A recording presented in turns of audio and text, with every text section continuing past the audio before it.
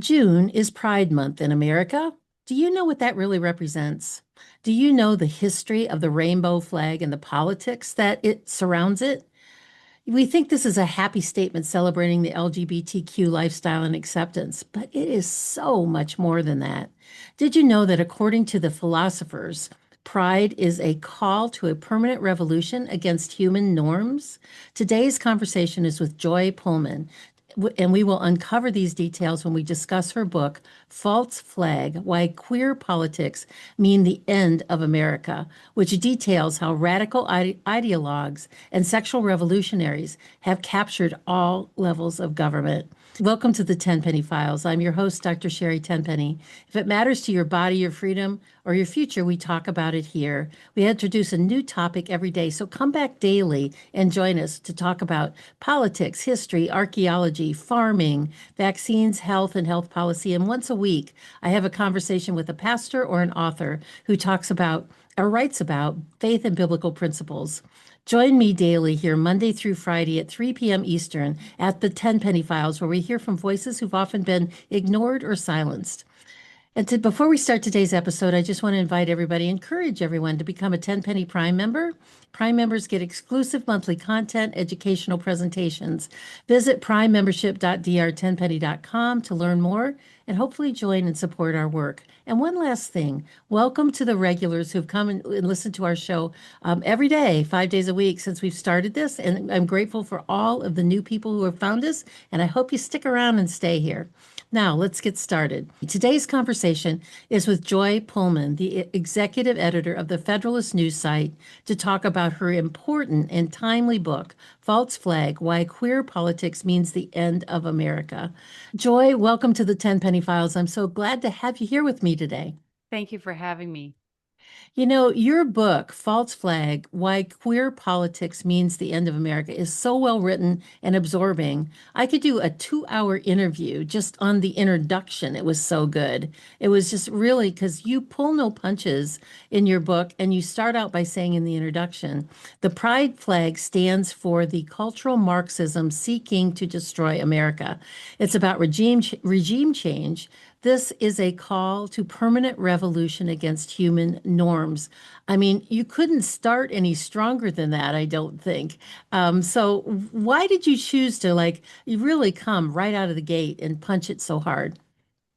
Well, that is part of my style. It's not Okay. so much as when I pre-write my speeches, it's part of my speaking style, but it's especially part of my writing style. But I also I am privileged to have a position, writing at the Federalist, so I don't have to closet my views, or I don't have to, kind of say them in ways that are kind of designed to offend people less, because I'm not working at a financial services firm. I'm not working, for a God forbid, for a corporate media outlet. I'm not working for corporate media at all. So the kind of self-censorship that pretty much everybody on the right is used to doing in their everyday lives, school, work, friendships. I just haven't had to cultivate that as much as other people, thanks to the unusual, position that I'm in. And so I do try to use that platform and that freedom to kind of speak on their behalf in very direct ways, because I do think that directness is required about where we are, because, while persuading, people who may be on the fence or really haven't thought things through clearly, that's absolutely a legitimate, kind of persuasion and communication tactic. I also think we need to be very clear about what is true and what is false to really help people understand the depth and importance of our views, that this kind of the sexual politics issue is not a side issue. The culture wars are not, the Republican Party always kind of wants to, hide those under the bushes, really kind of ashamed of them. But I view them as absolutely central to what is wrong with our culture, and we will never get any further without really addressing that. Yeah, for sure. You know, your book was actually published in 2024. Are they moving closer to their stated goals? Well, I actually think so. 2024, obviously, election year, right? And so sexual politics was a very important part of the vote for Trump. People really had been living under, I mean, the Biden regime, if folks remember just a couple years ago, was a very dark time for people who were on the right. I mean, the COVID, remember, the kind of COVID censorship behaviors, not just the COVID censorship online of what we think and say, and it wasn't just about COVID either. When kind of the censorship apparatus moved in, the top, some of the early issues that we saw it on was things related to that topic. But at the very same time, it was almost like it was pre-planned. All of the transgender topics, the, feminist topics, abortion, those were all moved and locked and loaded into the internet censorship apparatus at the exact same time as the focus was really being put on to, things like the vaccines, the virus, et cetera, et cetera. So I see those like the entire censorship kind of thing as one piece. And it wasn't just about, COVID was the pretext for implementing a lot of things that wanted to happen. So in those dark days, of the Biden era, we also saw, right? I mean, I broke a really huge story about how the Biden administration was using school lunch money to force every single public school in America to put boys in girls' bathrooms, right? Wow. And normie Americans do not like that sort of thing. And so they really got a taste of what life going forward is going to look like under a Democrat governor, under a Democrat legislature, under a Democrat president, under a Democrat Congress. And Americans said, whoa, this is way too dark, way too fast. And so in 2024, that was one of the reasons so many people, really, rose up and pulled the lever for Trump in that election. And so unlike other presidents, and as I'm sure your listeners know, President Trump really moved swiftly on delivering for his voters the things that he had promised to do. And chief among them were reversing a lot of the insane sexual Marxism. So we see huge amounts of progress and victories by the Trump administration from day one, from those glorious first 100 days. Or even to today, the Trump administration continues to announce, lawsuits against, for example, higher education entities, local public schools, if they are jamming, if they are requiring little girls to show their naked bodies to boys, the Trump administration is on the case, and they are using the might of the federal government to protect, little girls from that situation. And I mean, I just use, the kids in bathrooms thing as kind of, a very representative example. But the Biden, and as I go through in the book, which you must know if you've read it, the Biden Read. administration looked for every single access point that they could to put, nasty, creepy, naked men, in, naked people and, all kinds of just perversions into the eyeballs of little children. And so the Trump administration has been working not just on the bathrooms issue, but all, many, many other things, all the way back to the interpretations of all of these civil rights laws to include gendered identity. And so really kind of restoring the idea of equality under the law and bolstered in many cases, not always, by a more conservative Supreme Court that, of course, is thanks to the first Trump administration that we really have the most originalist Supreme Court ever since in 100 years. So a lot of really positive things are happening. I mean, the battle is not won, but it is absolutely engaged at this point. And so that's a really, really exciting to see the possibilities, for really taking ground and not just sitting there laying down, having to take, all the beatings from the left that really challenge our sanity as well as our morality. No kidding. Well, let's start with the title of your book. Why queer politics means the end of America. What is the definition of queer politics? Well, I define queer politics really as, for me, and I trace this in the book, it goes all the way back to feminism. But the idea of it is that men and women are exactly the same in every possible way, and we should always treat them as exactly the same. That's not only the basis of feminism, it is also the basis of Marxism. And that is why the sexual politics is deeply tied into Marxism. It's because Marxism wants to basically erase the distinctions between people. Now, there's two ways that you can make a distinction, right? Our American founders absolutely believed in equality under the law. The same law should be applied in the same way to all people, regardless of, what you look like, where you came from, et cetera, et cetera. Absolutely, that's one way of looking at equality. And I absolutely uphold that, as do pretty much everybody else on the right, today. And so we're talking about kind of a fake equality that means sameness. right? There's a difference between equality under the law, because the law should not touch everything that we do in our lives, right? We should have freedom in our private sphere of action to say, look, men and women happen to be different. There is logical reason that women wouldn't be in the workforce as early and as often as men. We grow the babies in our bellies, we nurse the babies want to be with us, and so if women are less attached to the workforce than men, there's absolutely healthy reasons that that might be the case. So in our private sphere of life, we should be allowed to make those distinctions that rest upon natural differences between people. But so that's, and so the founders didn't believe in a totalitarian system of law that reaches into every aspect of life.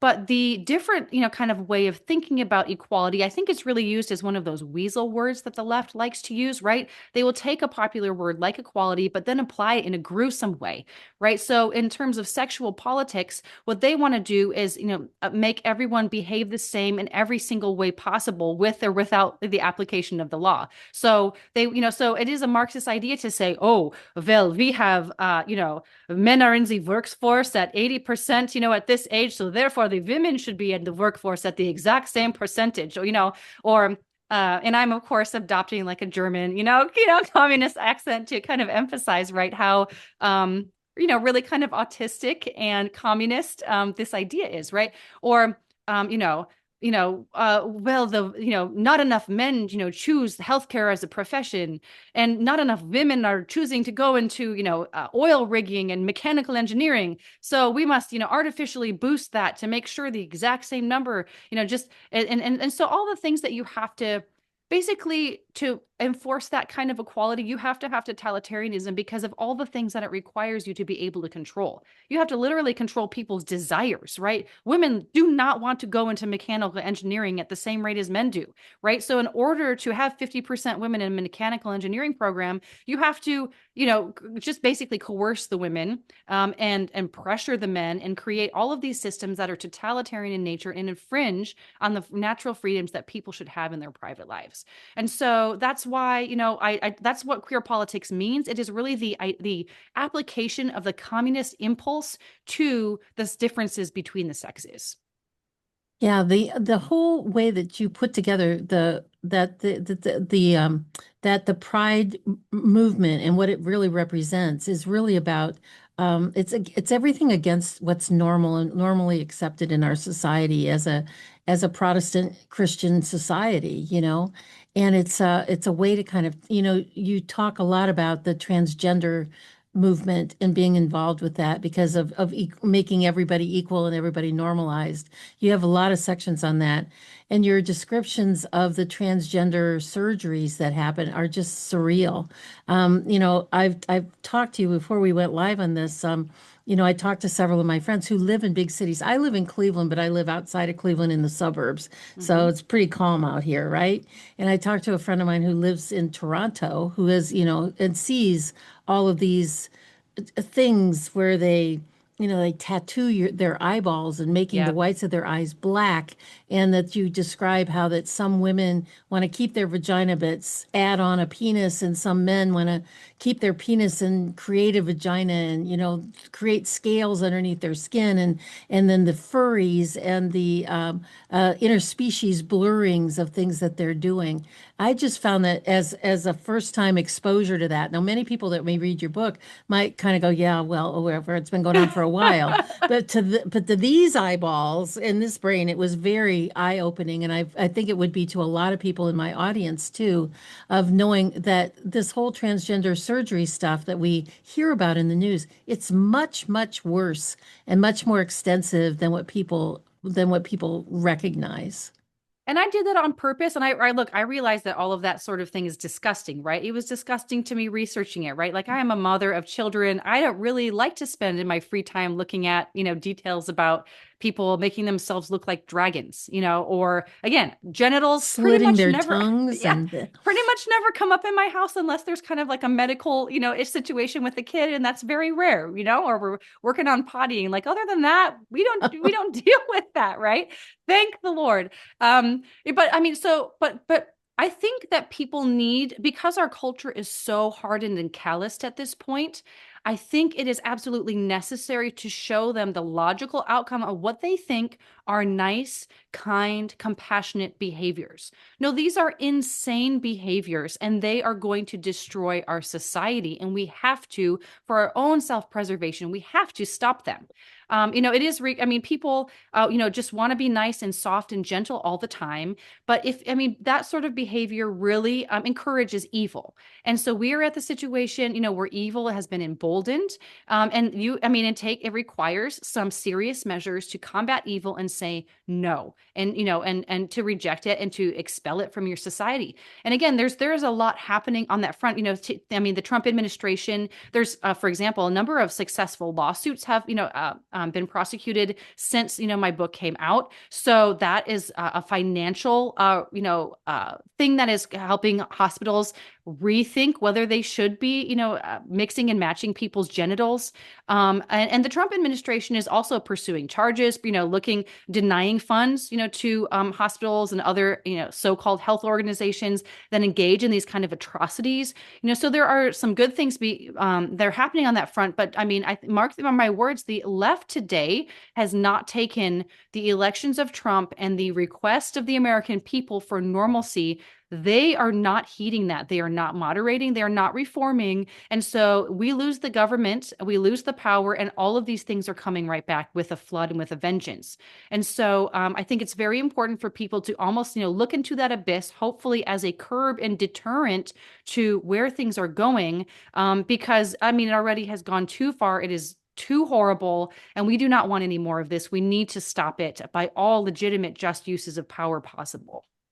A friend of mine was saying that she's seen somebody that they want to look like lizards, and so or Mhm. like dragons or like Satan or somebody, and they've Yep. split their tongue, and each side can move independently as the muscle, and it's like Oh. really like it's like almost too much to take into your And then brain. imagine living in a society with that. Like, can your children go outside if they might meet like some creepy, man? I don't think I was about to say man animal thing, right? I don't think he's actually part animal. But do you think how do you think spiritually safe that person is on the streets of your community, No right? Would kidding. you let your children go to a park by themselves, even if they're old enough to do that? Knowing that those sorts of people might be roaming free. Would you let them go to the library, right? So the inability, the just the degradation of our public spaces, turning them into roaming, areas for literally, demonic infested people, that should be a serious concern for all people who do not want to live in a demonic infested society, right? Where you have, people who are trying to look like Satan, and who are behaving satanically, that shouldn't be able to be in a public place next to your children. And so, it shouldn't be next to me, right? Like, I don't want to be next to that. I'm a little lady. I don't punch people, right? You know, so for the women and children's sake, for us to have a decent society that all Americans that belongs to us by our birthright, these sorts of things have to end, yesterday. They should never have started in the first place. I'm old enough to remember that back in the day, when people would do things like this, they would be declared mentally ill. Right. And this whole movement has moved this into inclusiveness and diversity and declaring what you need to be in your body is okay. Everything is normalized. How did this sinful movement get such a solid root in America? Well, I really think that the acceptance of feminism, which, again, that's 100 years ago, really is at the core of this, because feminism does the same thing that transgenderism does, which again, as I mentioned earlier, it says that we should treat men and women as if we are exactly the same in every single way. That is literally what transgenderism does, right? It says, men and women are the same. The only difference is our plumbing, and we can change that with surgery, right? Wow. That's just the logical outcome of the feminist philosophy. And so, of course, feminism is a rejection of Christianity, right? The Bible says very clearly, male and female, he created them, right? God made men and women to be distinct, beautiful, redeemed by Christ, equal before God with different capacities and roles and vocations that he has given us to perform in our families, in our churches, in society. And so really what's at the root of this is the rejection of Christianity, which is central to America. You cannot have a self-governing people if people do not have a private way of restraining their immoral behavior, right? And in the United States, the private way that people have learned to restrain their behavior is through Christianity, right? Government doesn't need to Tell everybody every single little thing that they need to do that is right and wrong, have a law about every possible right and wrong thing that could happen because people went to church, and even the ones who didn't, were friends, family members of those who did, and they knew what was expected from them, of them culturally, and it was the Christian Protestant understanding that you referred to earlier. And so now that that has completely degraded in our society, it's left open space for just rampant, wanton degradation, evil, just straight up evil. It is straight up evil to have, people looking like lizards, who are mentally deranged, able to, sit in the swing set next to your daughter, let alone showering in the same YMCA stall as them and all the rest of that. Um, Absolutely. so really at the core of this really is Americans. Again, this happened a long time ago with the kind of beginning of the progressive movement, the attempt to substitute government for God, right? And so we used to, I think people are aware kind of this news story that we have been seeing some amazing things since the assassination of Charlie Kirk, especially was a galvanizing moment. We now have the largest number of young people attending church than we, have had in many generations. And so there seems to be something happening on the ground, but it's not a foregone conclusion, right? There have been many times in American history that these sorts of movements have risen up and fallen away. And sometimes they have, created massive positive benefits. Sometimes they have done nothing. So this is really a moment for people to be on guard and watching and being very aware of the intersection of spirituality with politics. The two are overlaid nowadays in a way that they haven't ever been almost, they very haven't been for most of live people's lifetimes, right? For the silent generation and boomers who are alive, they can recall the time when you could be a Republican or a Democrat and a good, faithful, honest Christian, right? But now, and I would like it to be that case again. Frankly, I think that, Republicans really could use some better competition. Hopefully it would improve, their delivery for their voters, and their moral status as a party. But frankly, right now, the Democrat Party just straight up is the party of, mass murder of children, the mass mutilation of children, the enslavement of people economically, et cetera, et cetera. So it's very hard. They just really reject basic Christian things now to an extent they never did before. And then they're upfront and bold about it. Hmm. And some of the leaders in this movement are, stated Satanists, and that they're doing things like they worship Baphomet and all of the gods of Baal and the gods of the Old Testament that were cast out and put down, and they're open about it. It's so wild to me to see that. Maybe so, I've raised a Christian, but as professionally, I've been just a reporter and haven't been, someone who did a lot of public mixing of my faith with my job.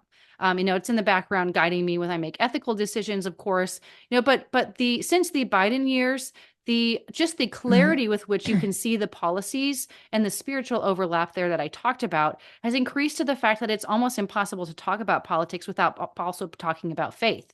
And I actually, again, referring to the young people, I think the young people who are going back to church are seeing that, right? They are getting that message from, the Democrat Party, and they're saying, well, we went through a really dark time when people who don't believe in God, the totalitarian types, really were shutting us out of society. And it felt extremely dark, not just interpersonally and culturally, but spiritually during the lockdown and COVID years. And so, that really has created a hunger for people to say, I do think that there is a God who tells us what is right and wrong. There is a God who made male and female differently. You can just tell by looking at us, right?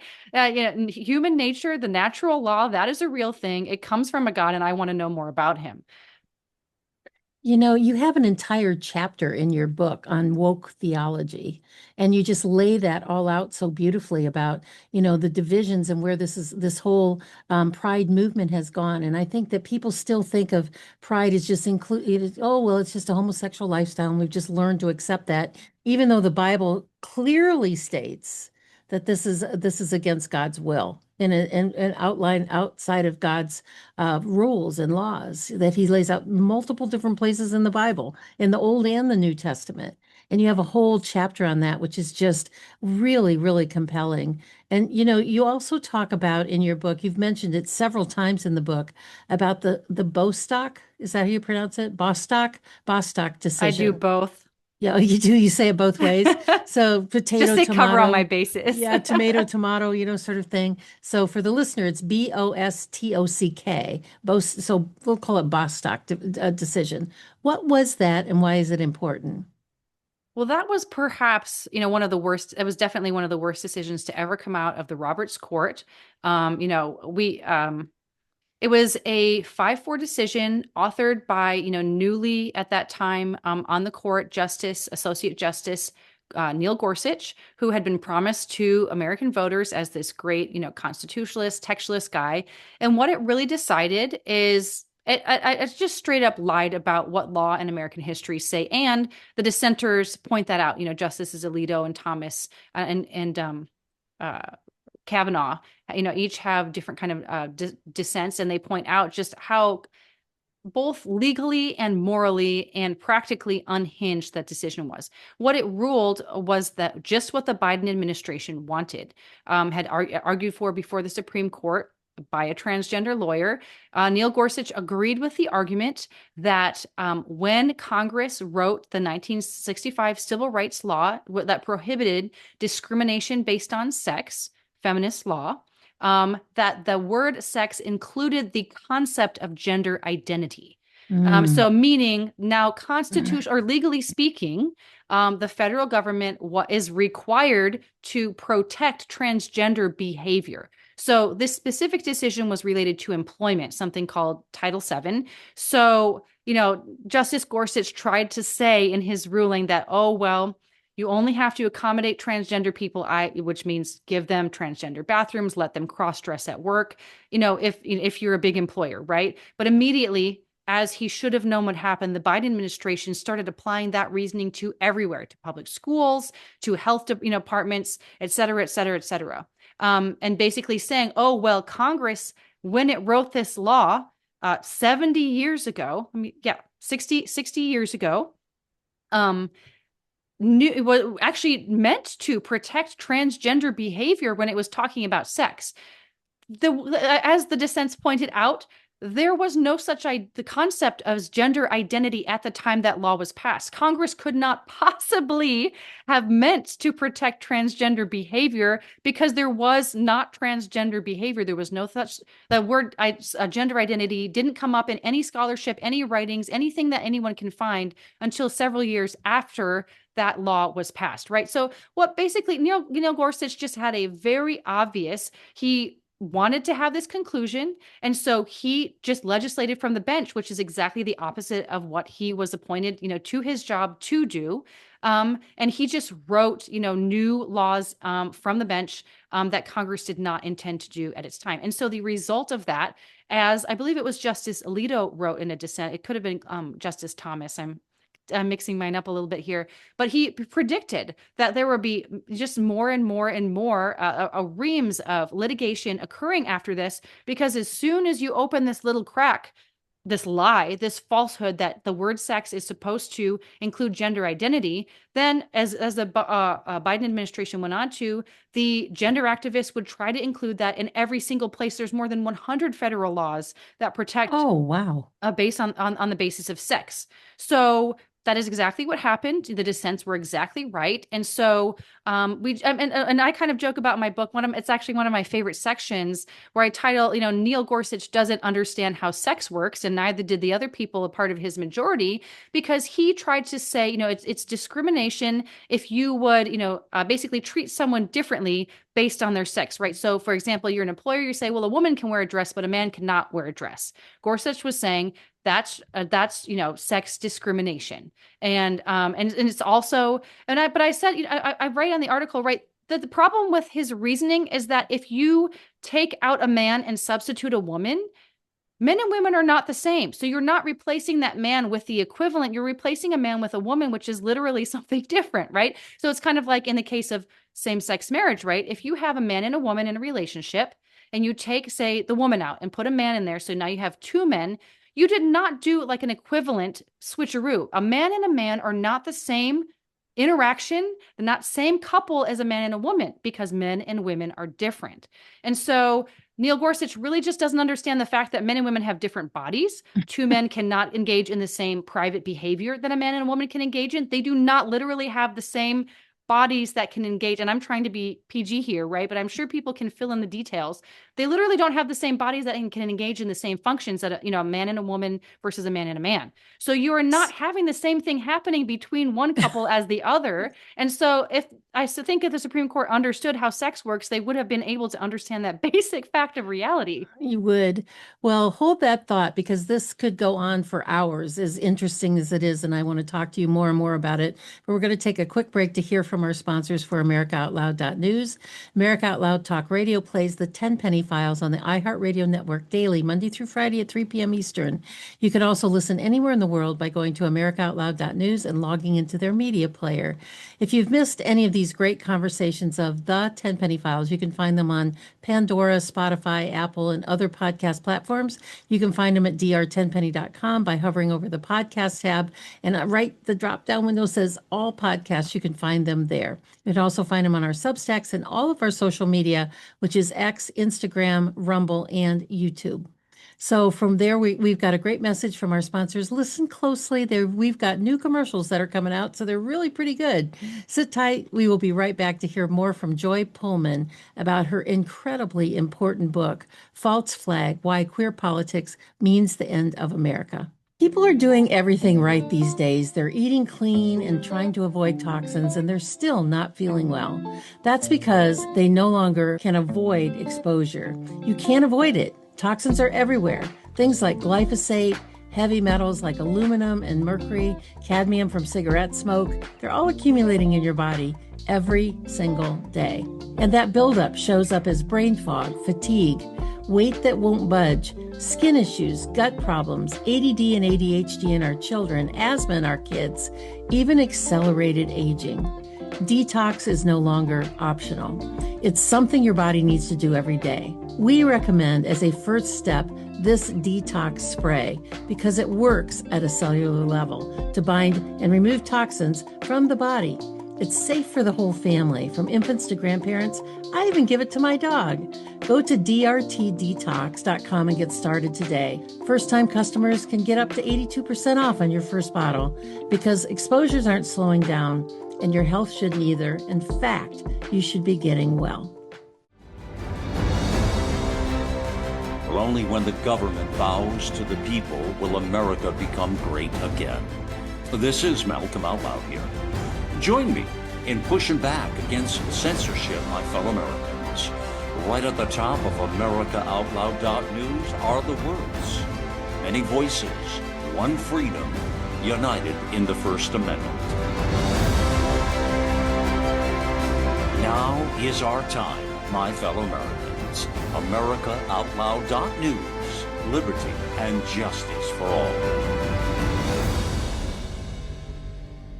Okay, welcome back, everyone. Today's conversation is with Joy Pullmann, the executive editor of the Federalist, talking about her book, False Flag: Why Queer Politics Means the End of America. Let me tell you just a little bit more about today's guest. Joy has been an education and politics reporter for more than 20 years. She's testified before legislatures on education and policy, appeared on many, many TV and cable news networks. She's a graduate from Hillsdale College. She's a Christian, she's a co-founder of a Christian classical school and co-author of classical curricula. She's a mom and a mother of 6 kids. She has 2 prominent ebooks called 300 Classical Books for ages 9 to adult, and the best-selling Classic Books for Young Children.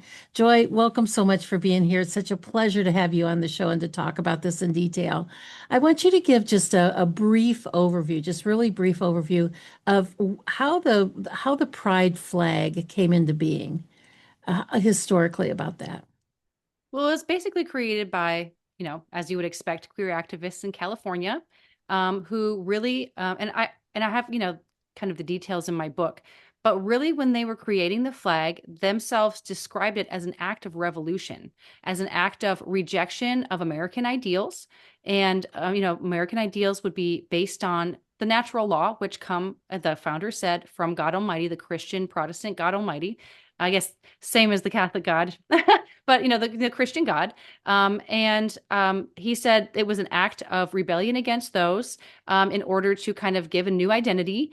And I think it was actually part of the inspiration of the book to think about that flag, because especially after the BLM riots of 2020, you would see that flag crop up all over the place. And to me, it felt like living in occupied territory, right? Mm. That you're not seeing American flags, you're seeing the flags of a foreign occupying power. And the rest of my book goes on to detail how really it is a foreign, anti-American occupying power that really has territory, colonized the minds of many Americans, and now, is on our soil, and that we have to deal with it here.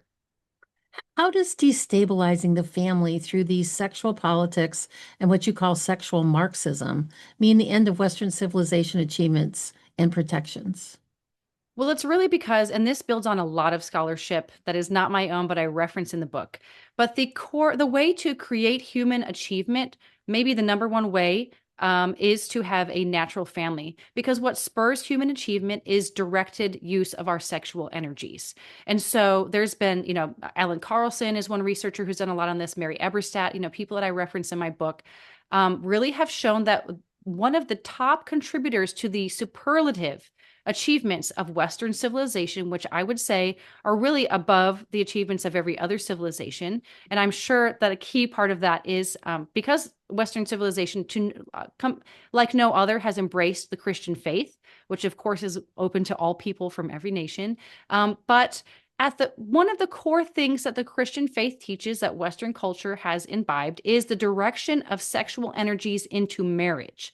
And so when you restrain sexual energy, when you direct it, what you do is create, it's a powerful motivator, right? So when a man is married to one woman, a woman is married to one man, they're directing their energies towards their family, towards each other, rather than kind of, we'll just use the metaphor, spreading, their seed among many and dissipating kind of among essentially prostitutes, or the lack of marriage. Because what a marriage is the use of that sexual energy in a creative, in a procreative, in a fulfilling and productive way.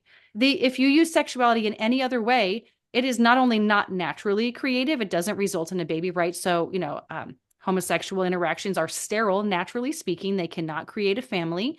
They cannot create new life. Only male-female relations can.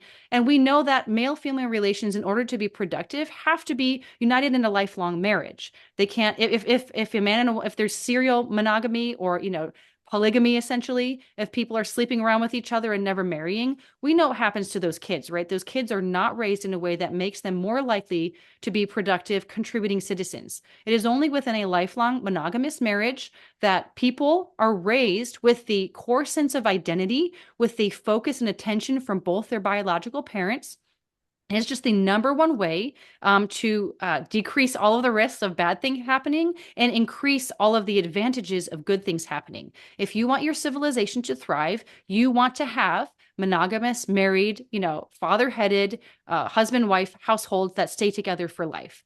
And so by promoting that as a core Christian norm, it is a very difficult thing. Many societies have not done that. Even parts of Western civilization, the ancient Romans, the ancient Greeks, many of them did not have that as part of the civilization. It is uniquely Christian to basically restrain, especially men, and say, look, you need to be committed to one woman for life and the children that you make together.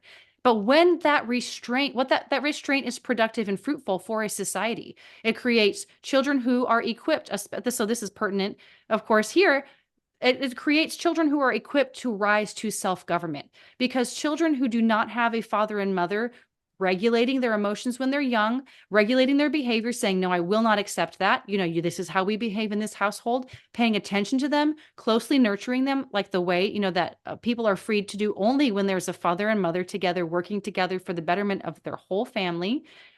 Those children have orderly minds. They are not chaotic within their souls. They are not worried about the shifting family dynamics that happen when there's a divorce, or when there's polygamy, when there's, multiple partners. Everybody who's involved with a blended family, who has observed them, is aware, right? There's a lot of drama created, and it's non-productive drama, right? Who's going to go where for Christmas? Oh, I don't really like that side of the family. Oh, what will they think of me? Et cetera, et cetera, et cetera. all of that unproductive drama is stripped away when you just have a normal, natural family that sticks together with its biologically created components. And so, what that does is drives productivity and creativity that spills over into a society and creates and leads towards achievements in the sciences, in the arts, in literature, in religion, creating beautiful and great architecture, such as we see in Western civilization. And I'm not just making this up off the top of my head. I will remind you, it's just empirically documented that because of those restraints actually lead to human flourishing in a way that is unlike any other way. And so that is it's the secret sauce of Western civilization. And its corollary is, as the family breaks down, we do not have as many citizens who are capable of the self-restraint, the lack of needing government to control every little thing they do, because they did not have a father or mother around to teach them that thing and bring them to church, which also teaches them to restrain themselves. I'll just give you one quick little example to close this down. I believe recently McDonald's announced that they are no longer, they're going to be shutting down their self-serve soda because they called it a change in customer habits. What that means is people were stealing, right? They were over and indulging. They would get, a cup for themselves and then share among their whole table, because people are increasingly stealing. You cannot, I mean, of course, stealing is illegal, but are you going to have a policeman stationed in every single McDonald's to watch the soda machine? No, you are not. And even if you tried to do that, it would be totalitarian, right? But the point is, that's one tiny little example of the kind of social habits that break down when people do not learn order, self-restraint from their family and from going to church. And I mean, you can add thousands of little things, from rudeness in airports, rudeness on the roads, road rage. You just cannot have a government big enough to control all of those things. People have to learn them from their families and from their churches, and when they do not, society disintegrates. Another thing, just when you said that about the self-serve things at McDonald's and how people are stealing, many grocery stores have done away with the self-checkouts because they were losing so much money because people were like maybe scanning every third item and then just putting them into their shopping cart. Again, goes with the social norm of thou shalt not steal, which is part of the Christian philosophy. In your book, and I want to quote this, you say that LGBT laws are replacing the normative American way of life, which is what we're talking about here, and are at the spearhead of a violent regime change. And you make a point in several places in the book about how so that the Pride movement has really swung towards the violent revolutionary upending and ending of America, not just, what it was when it first started out maybe 60 years ago, that it really has gone that way. How is this all, and particularly this sexual chaos that you talk about in your book, a precondition for the breakdown of our country and leading to a totalitarian government? Well, one of the it may be the number one, but it's absolutely in the top three factors that make someone that are common among school shooters, is not having a father in the home. And people have known this for a very long time. If you do not have a father in the home, and again, this is not true of every single one, but we're talking about in the aggregate, it increases the risk of every terrible thing, which includes many acts of violence. Rapists, more likely to, you go to a prison, right? The men there, the rate of fatherlessness, this is well known. This has been well known for decades, right? And so fatherlessness is directly correlated with violence, because children who do not have a father to restrain them, to properly, appropriately discipline them in the home and teach them standards for normative behavior, they are at the mercy, more likely, of their passions. People who are used to being at the mercy of their passions, more of them grow up to be thieves, robbers, murderers, rapists, than children who do have a father in the home who has taught them to restrain their passions.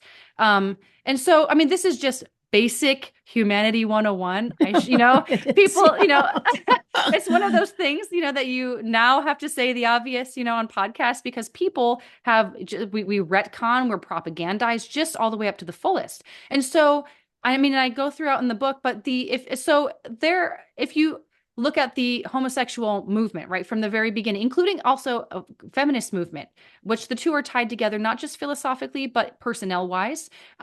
This is going to be a surprise to a lot of people, but I would urge people to read the book by Carrie Gress, The End of Woman.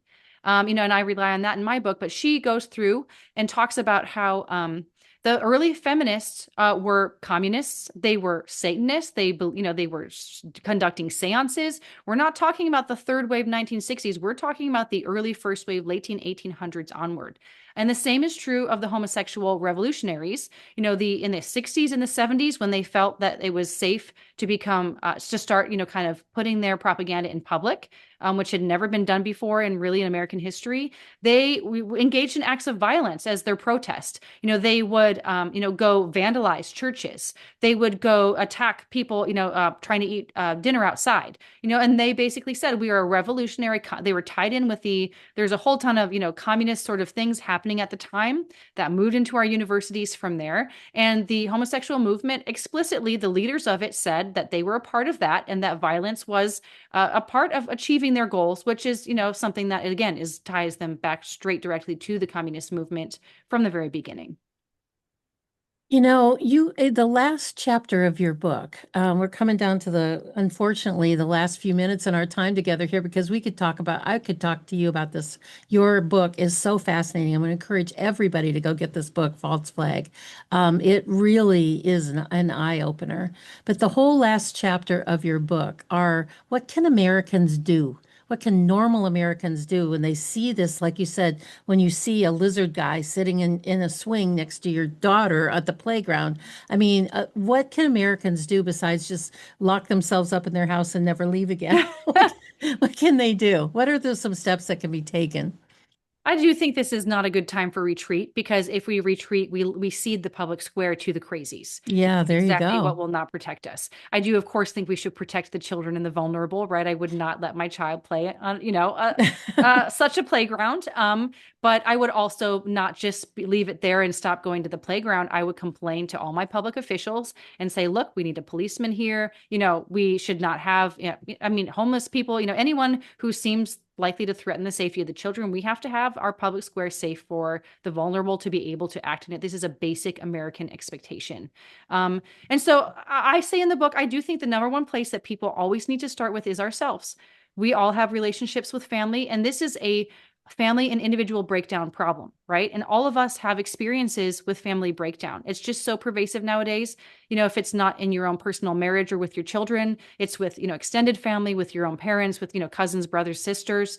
And so there is always within our own life somewhere that we can try to repair and improve family bonds. And that is absolutely necessary, because the family, Alexander Solzhenitsyn, people who are famous resistors to totalitarianism, such as Václav Havel, there's just people who in the Czech Republic, talked about how they stood against totalitarianism. Number one way is to have a close-knit, caring family. So you need to be a dedicated parent to your children. You need to be a good brother, a good sister, wife, husband. You need to put your family and the people in your life first. And if they have a problem, you need to show up for them. Is not someone else's job, because when people are isolated and left alone, that is when they start doing crazy things, right? They start getting online, they start, getting creepier and weirder forums, et cetera, et cetera. We all need to develop skills of communication, and improve our skills of, talking with people, working out ideas, helping people with, their dark and difficult thoughts, and really showing up for those in our lives. That is your job as someone who has a relationship with somebody, to be able to do that. And so that's where I would start. And then I do think people who do have their family lives in good order as best as they can make it, we really need to consider, especially starting in our local area, running for open positions, primarying bad politicians. A lot of the situation that we're in is because we have people in power who are weak, who are cowards, who, do not want to use the use of the proper authority of their offices in the pursuit of justice and protection for the genuine vulnerable and for what is right, for the women, the children, the elderly, the sick. And so we need people to stand up. We need more men to stand up, who have good, well-run homes, to say, say, look, we also need a well-run neighborhood. I should be on my neighborhood association board. I'm going to think about running for city council. I'm going to be on the board of a nonprofit in my area, and kind of that spends a lot of money, and try to help them spend it in wise ways and not fomenting agitators at the local level. I'm going to be on my library board and not let them put pornography into the hands of children. We need people, who are able to devote that kind of energy, really, rather than retreating, to start pressing into the public square, because those who retreat are really ceding that ground to the crazy people. So they have to be displaced by people whose lives are in order. And so if that's you, if you're going to get, maybe that will be you in 5 years, get to that point and do something. And we all need to be doing that. Wow, that is a forward action thing at all levels. All politics is local, even though we think it's a grandiose at a large federal level, it's really local. Joy, it's been such a pleasure to have you with us today. I thank you so much for writing this book and bringing it to our attention. I want to, do you sell the book at the Federalist? Do you have a bookstore there where you sell your books? I like to refer people to bookshop.org because Amazon has censored me, but it is also available on Amazon. Okay, that's really good. And where else can they follow your work and get more of you? The only two places that I am online are the Federalist and x.com/Joy Pullmann, 2 L's, 2 N's. There you go. That's very good. Well, thank you again so much for the generosity of your time for being here. And I want to thank all of our listeners. This is a really compelling book, and we put them all in our bookstore. It's called bookstore.drtenpenny.com. I always give the authors first dib on whether or not if they're selling it from their website, that they should go buy it from them. But if you can't, we make it easy for everybody to Great. find all of our authors in one place. And I'd rather people support you than Amazon, so that's even better. at bookstore.drtenpenny.com is an easy place for you to find that. So I want to thank everybody for being with us here today. And I'm going to close out with one of my favorite verses from the Bible. I close all of my podcasts with, whether they are live or pre-recorded, which is Romans 12:12. Rejoice in hope, be patient in trouble, and be persistent in prayer. And Lord knows our country needs our prayers right now more than anything. So remember to lean into God, trust Him for everything. He won't let you down. His timeline might not be your timeline, but He's always there with you. Thank you for being here with us today. Thank you for supporting our platforms. We hope that you have a good evening, and we will see you here tomorrow or the next time on the Tenpenny Files. Goodbye and God bless.